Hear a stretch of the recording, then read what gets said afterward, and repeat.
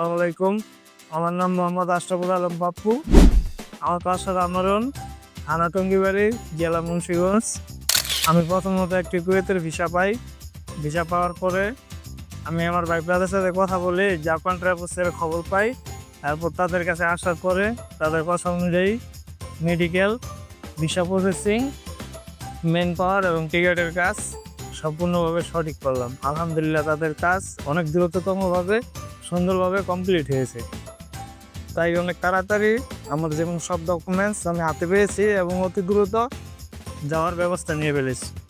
এবং আমি স্বল্প মূল্যে ঢাকা টু কুয়েত ডাইরেক্ট বিমানের টিকিট কেটেছি 47,500 টাকা দিয়ে। খুশি আছেন? আমি খুশি আছি, আলহামদুলিল্লাহ। আলহামদুলিল্লাহ।